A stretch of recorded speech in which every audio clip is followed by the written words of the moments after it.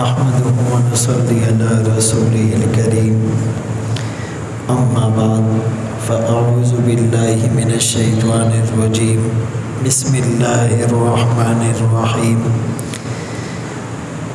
افمن شرح اللہ صدره للاسلام فهو على نور من ربی صدق اللہ العظیم۔ قرآن کریم کی اس آیت میں اللہ فرما رہے ہیں کہ جس کے سینے کو اللہ اسلام کے لیے کھول دے اسے اللہ ایک نور عطا فرماتے ہیں۔ شرح صدر سینے کا کھل جانا، بات کا سمجھ آ جانا۔ موسیٰ علیہ السلام نے کوہ طور پر جا کر جو پہلی دعا مانگی، رب اشرح لی صدری، اے اللہ میرے سینے کو کھول دے۔ رسول اللہ صلی اللہ علیہ وسلم پر اللہ نے 30ویں پارے میں سورۃ الانشراح میں اپنی پہلی نعمت کا جو اظہار کیا، الم نشرح لک صدرک، ہم نے آپ کے لیے آپ کے سینے کو کھول دیا۔ یہاں پر سارے مومنوں کے لیے یہ خوشخبری ہے کہ جس کے سینے کو اللہ اسلام کے لیے کھول دے اسے اللہ کی طرف سے نور ملتا ہے۔ یہ جو نور ہے، اس نور کا مطلب یہ نہیں کہ وہ بالکل سرخ اور سفید ہو یا بہت خوبصورت ہو۔ بعض کافر دکھنے میں اور رنگ میں بہت خوبصورت ہوتے ہیں۔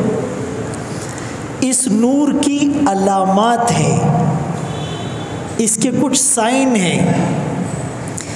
پہلی علامت یہ ہے کہ دنیا سے اس کا دل اچاٹ ہو جاتا ہے۔ کافروں کو جب ہم دیکھتے ہیں تو وہ تو دنیا میں اتنے منہمک ہیں کہ انہیں تو آخرت کی فکر ہی نہیں، تو وہ گورے چٹے کافر اس سے نکل گئے۔ پھر ہندوؤں کے جو سادھو ہوتے ہیں یا عیسائیوں کے جو راہب ہوتے ہیں وہ تو دنیا سے بالکل الگ تھلگ اور کنارہ کش رہتے ہیں۔ تو آیا وہ مراد ہے؟ فرمایا نہیں، دوسری علامت کہ وہ آخرت کی طرف متوجہ ہوتے ہیں۔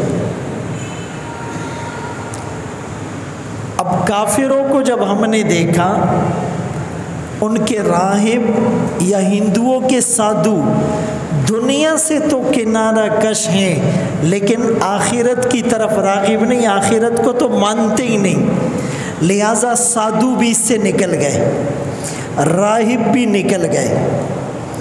تیسری علامت اس نور کی والاستعداد للموت قبل نزول، مرنے سے پہلے وہ مرنے کی تیاری میں لگ جاتے ہیں۔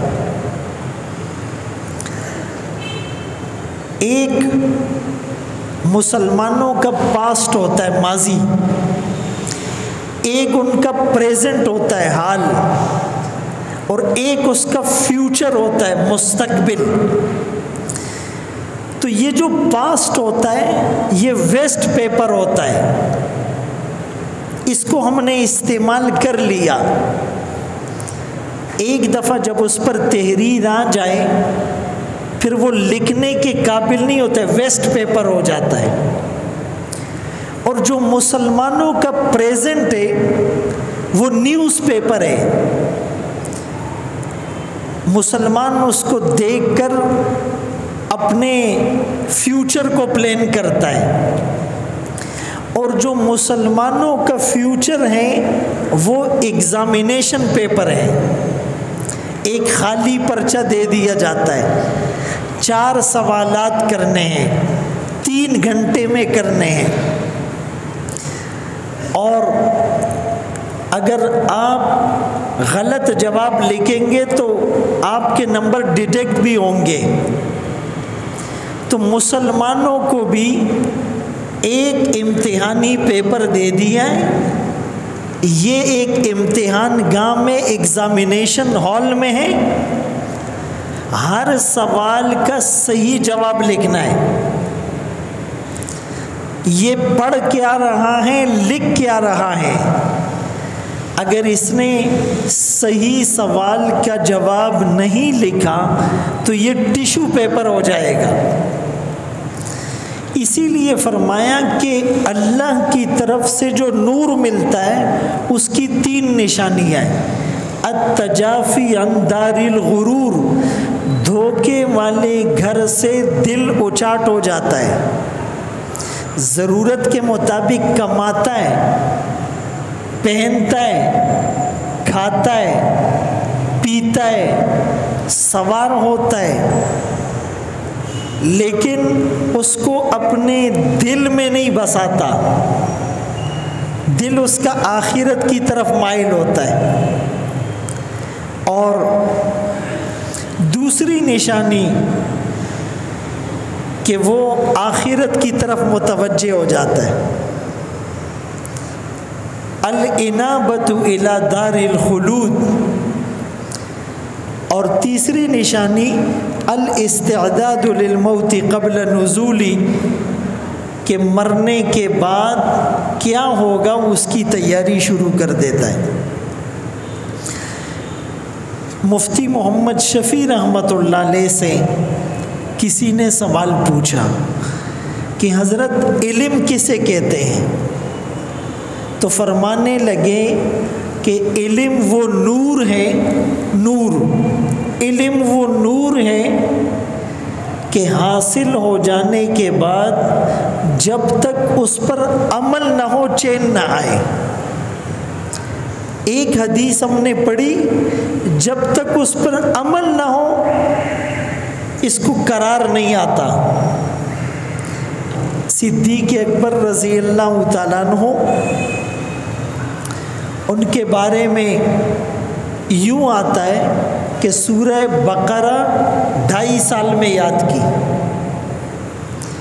تو کسی نے کہا جی ہم تو 2.5 سال میں پورا قرآن یاد کرتے ہیں. فرمایا ایسے یاد کی کہ جب تک اس پر عمل نہیں ہوا آگے نہیں بڑھے. قرآن کریم کی آیت یاد کی، اس کے مطابق عمل کیا، پھر آگے بڑھے. تو فرمایا علم وہ نور ہے کہ حاصل کرنے کے بعد جب تک اس پر عمل نہ ہو چین نہیں آتا. اسی لیے ایک معلومات ہیں اور ایک معمولات ہیں. جو دماغ میں آئے وہ معلومات ہیں، اور جس پر عمل ہو وہ معمولات ہیں. دماغ میں آنے والی چیز علم نہیں ہے، ورنہ وہ تو کافروں کے پاس ہم سے زیادہ ہے. ان کی اسٹڈی ہم سے زیادہ ہے، ان کی ریسرچ ہم سے زیادہ ہے، ان کی ایجادات اور انوویشن ہم سے زیادہ ہے، ان کے کارنامے ہم سے زیادہ ہیں، ان کی ٹیکنالوجی اور سائنسی ترقی اور ارتقاء ہم سے زیادہ ہے، لیکن عمل نہیں ہے. اسی لیے اس کو معلومات اور نالج تو کہا جائے گا، علم نہیں کہا جا سکتا. علم وہ ہے کہ ایک مسلمان ریڑھی چلاتا ہے، لیکن اس نے پہچان لیا کہ اس کائنات کو بنانے والا اور اس نظام کو چلانے والا اللہ ہے. اسی لیے حدیث میں جو دعا سکھلائی گئی یوں نہیں فرمایا کہ اللہ میں آپ سے علم مانگتا ہوں، اللہم انی اسألک علما نافعا، اے اللہ میں سوال کرتا ہوں اس علم کا جو نفع والا ہو، نقصان والا نہ ہو۔ بعض اوقات علم کی وجہ سے لوگ ملحد ہو جاتے ہیں، دہریہ اللہ کے وجود کا منکر ہو جاتا ہے۔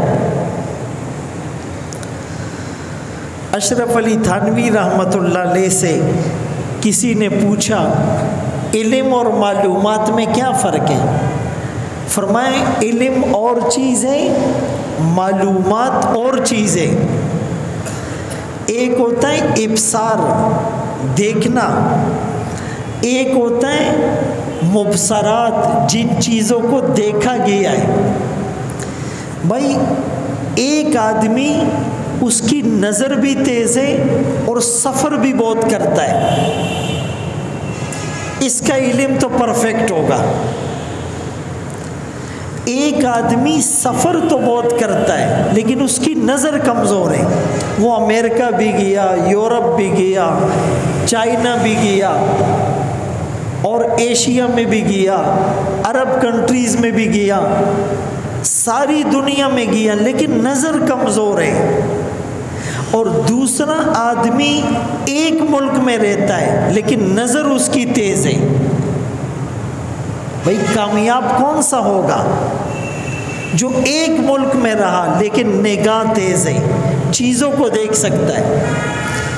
تو ایک آدمی کے پاس معلومات بہت ہیں لیکن اس نے اللہ کو نہیں پہچانا، اپنے وجود کے مقصد کو نہیں پہچانا، تو اس کو فائدہ نہیں ملے گا۔ اس نے اتنی ڈگریاں لے لی، اتنی کتابیں لکھ لی، اتنے مقالے لکھ لیے، اتنے عہدے اس کو مل گئے، لیکن وہ ساری چیزیں بیکار ہوگی۔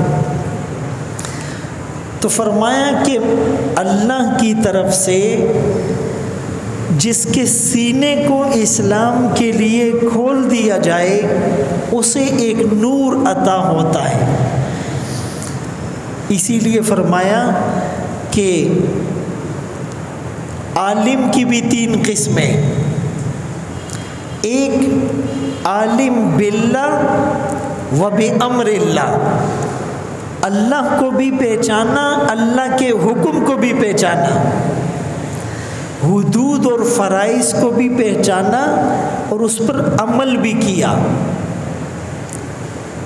اور دوسرا عالم باللہ، اللہ کو تو پہچانا، لا بامر اللہ، لیکن اللہ کے احکامات کو نہیں پہچانتا، عمل نہیں کرتا ہے۔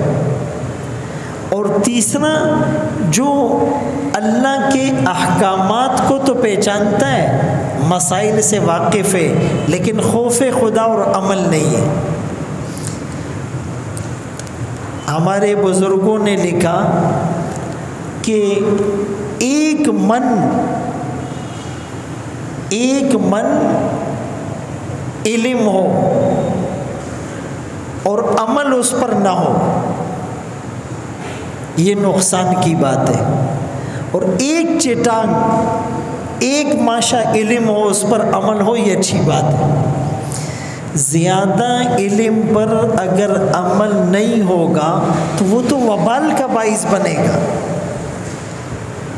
قیامت کے دن میدان محشر میں جب زمین تانبے کی اور سورج سوا نیزے کے فاصلے پر ہوگا، انبیاء، اولیاء، اتقیاء، اصفیاء سب پہ لرزہ طاری ہوگا، انسانیت بے لباس گناہوں کے پسینے میں ڈوبی ہوئی ہوگی، اللہ اپنے جلال میں ہوں گے، سورج سوا نیزے کے فاصلے پر ہوگا، اللہ کے عرش کے سوا کوئی سایہ نہیں ہوگا، آدمی کے قدم اپنی جگہ سے نہ سرک سکیں گے جب تک 4 سوالوں کا جواب نہ دیں۔ اس میں ایک سوال ماذا عمل فیما علم، علم پر کیا عمل کیا تھا، آج بہت سے لوگ کہتے ہیں نا جی ہمیں سب پتہ ہے. بھائی پتہ تو ہے، یہی مسئلہ خراب ہے. پتہ ہے اور پھر بھی عمل نہیں کر رہے. اسی لیے صرف کتابیں پڑھ لینے سے آدمی منزل تک نہیں پہنچتا. کسی اللہ والے کی صحبت اختیار کرنا ضروری ہے. جنت آسان تو ہے لیکن اس کو شہوات سے ڈھانپ دیا گیا ہے. جب اللہ کریم نے جنت کو بنایا تو جبرائیل امین کو کہا جا کر وزٹ تو کرو، میں نے کیسی جنت بنائی ہے. جبرائیل امین آئے اور جنت کو دیکھا کہ اللہ اتنی بہترین جنت، اتنی بہترین نعمتیں، تیرا تو ہر بندہ جنت میں جائے گا. اللہ کریم نے اس کو شہوات سے ڈھانپ دیا. یعنی زنا دل چاہتا ہے، شراب، بدنظری، غیبت، چغلی، رشوت، سود، نمازیں چھوڑنا، حرام کھانا، دھوکہ دینا، فراڈ کرنا، اپنی منمانی اور من چاہی زندگی اختیار کرنا، ان ساری چیزوں سے کور دے دیا. کہا اب جا کے دیکھو. اب جبرائیل امین نے دیکھا کہ اب تو بہت کم لوگ جنت میں جا پائیں گے. اسی طرح جہنم کو بنانے کے بعد جبرائیل امین کو کہا دیکھ کر آؤ. جب جہنم کو، سانپ بچھوؤں کو، حشرات الارض کو، آگ کو، انگاروں کو، شعلوں کو، چیخنے چلانے کو، کریہ المنظر فرشتوں کو دیکھا کہ اتنی بری جہنم، اس میں تو کوئی نہیں جائے گا. اس کو بھی جو ہے وہ دل کو لبا دینے والی چیزوں سے ڈھانپ دیا. جیسے جنت کو بعض ناپسندیدہ چیزوں سے اور طبیعت پر گرا گزرنے والی چیزوں سے اس کو کور دیا ہے. سخت گرمی میں روزہ رکھنا مشکل ہے، اور ٹھنڈ میں گرم بستر کو چھوڑ کر ٹھنڈے پانی سے وضو کرنا مشکل ہے، اور لاکھوں روپے زکوٰۃ نکالنا مشکل ہے، اور کوئی گالی دے اس پر صبر کرنا مشکل ہے. تو اسی طرح جہنم کو ان چیزوں سے ڈھانپا. اب جب جبرائیل امین نے دیکھا کہ اب تو ہر آدمی جہنم میں جائے گا، تو بھائی جنت ہے تو آسان لیکن اس کو ناپسندیدہ چیزوں سے ڈھانپ دیا گیا. آدمی خود سے اتنی آسانی سے جنت میں نہیں جا سکتا. جب کسی کا گھر کسی یعنی ایسے علاقے میں ہو کہ اس کی گلیاں تنگ ہو، گوگل بھی وہاں کام نہیں کرتا. جو غریبوں کے علاقے ہیں، یہ بھی غریبوں کا علاقہ ہے لیکن بعض علاقے ایسے کہ وہاں گوگل میپ بھی کام نہیں کرتا. وہ صالحہ بھی پریشان ہو جاتی ہے. صالحہ جانتے ہیں آپ؟ جو گوگل پہ ایڈریس بتاتی ہے نا، اس کا نام ہے صالحہ. وہ لوگوں کو سیدھا راستہ دکھاتی ہے. تو جب ایسا علاقہ ہوتا ہے وہاں پر منزل تک پہنچنا مشکل ہوتا ہے. آدمی کہتا ہے یار میں تو کہیں گم ہو جاؤں گا، تو اس کو ہم کہتے ہیں کہ یار تم فلاں آدمی کے پاس چلے جانا، وہ تمہیں اس کے گھر تک لے جائے گا. اب جب ہم فلاں آدمی کے پاس جاتے ہیں، اس کو سارے علاقے کا پتہ ہوتا ہے، اس کو گلیوں کا پتہ ہوتا ہے، اس کو چوک چوراہے کا پتہ ہوتا ہے، تو وہ فوراً آپ کا ہاتھ پکڑ کر آپ کو دروازے کے سامنے کھڑا کر دیتا ہے. بالکل اسی طرح یہ جو اللہ والے ہوتے ہیں یہ جو علماء ہوتے ہیں ان کو نشیب اور فراز کا پتہ ہوتا ہے، اونچائی کا اور گہرائی کا، اترائی کا ان کو پتہ ہوتا ہے، کہاں سے مڑنا ہے اور کہاں پر سیدھا جانا ہے۔ تو فرمایا کہ جس طرح تم کسی مشکل راستے تک کسی کی رہنمائی کے بغیر آسانی سے نہیں پہنچ سکتے، جنت تک بھی تم آسانی سے نہیں پہنچ سکتے جب تک کسی اللہ والے کا ہاتھ نہ لو، وہ تمہیں راستہ بتائیں گے۔ یا دوسری مثال اشرف علی تھانوی رحمۃ اللہ علیہ نے یہ دی کہ ایک نابینا آدمی ہے، روڈ کراس کرنا ہے، اب جب تک وہ کسی بینا کے ہاتھ میں اپنا ہاتھ نہیں دیتا، وہ اپنی مرضی کرتا ہے، نہیں میں کسی کو اپنا ہاتھ نہیں دوں گا، میں خود روڈ پار کروں گا، ایکسیڈنٹ ہو جائے گا، اپنا ہاتھ کسی بینا کے ہاتھ میں دینا پڑے گا۔ یا جیسے مردہ زندہ کے حوالے ہوتا ہے، وہ غسل کرتے وقت دائیں کروٹ کرتا ہے، پھر بائیں کروٹ کرتا ہے، پاؤں سیدھے کرتا ہے، جس طرح مردہ لاش کو غسل دینے والے کے حوالے کر دیا جاتا ہے، ہم بھی اپنے آپ کو اللہ والوں کے حوالے کرتے ہیں۔ جس طرح نابینا کسی دیکھنے والے کے ہاتھ میں اپنا ہاتھ دیتا ہے، ہم بھی کسی اللہ والے کے ہاتھ میں ہاتھ دیں۔ جیسے مشکل گھر تک پہنچنے کے لیے کسی آدمی کے پاس جانا پڑتا ہے، اسی طرح جنت کے راستے تک بحفاظت پہنچنے کے لیے اللہ والوں کے ہاتھ میں ہاتھ دینا پڑے گا۔ فقی ابو اللیث سمرقندی رحمۃ اللہ علیہ فرماتے ہیں علم کا ابتدائی حصہ خاموشی ہے، علم کا دوسرا حصہ غور اور فکر ہے، علم کا تیسرا حصہ اس کو یاد کرنا، چوتھا حصہ اس پر عمل کرنا، اور پانچواں حصہ تبلیغ کرنا۔ بھائی جو پانچواں حصہ ہے وہ ہم پہلے کر رہے ہوتے ہیں، اسی لیے کام خراب ہو جاتا ہے۔ تبلیغ کو بھی سیکھنا پڑے گا، امر بالمعروف اور نہی عن المنکر کو بھی سیکھنا پڑے گا۔ بغیر سیکھے کریں گے تو فائدے کے بجائے نقصان ہوگا۔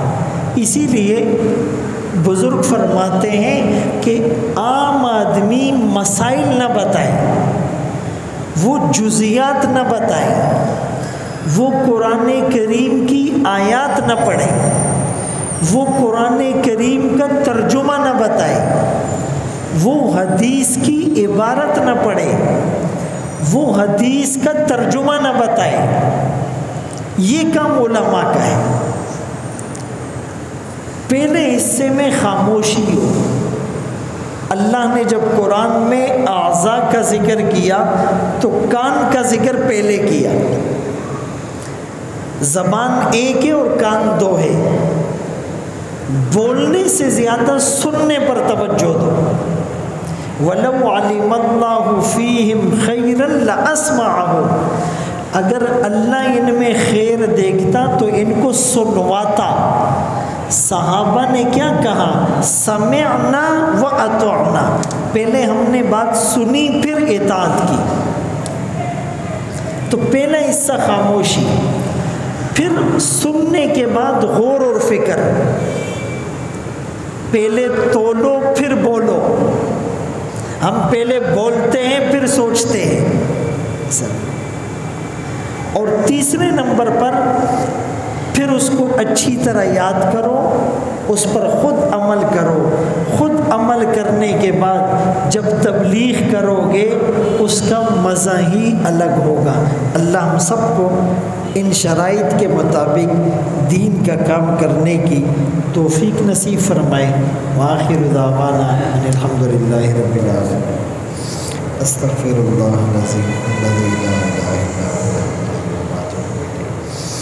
رب اغفر وارحم انت خیر الراحمین رب اغفر وارحم انک انت العز الاکرم وصلی اللہ تعالی علی خیر خلقہ محمد و آلہ واصحابہ اجمعین برحمتک یا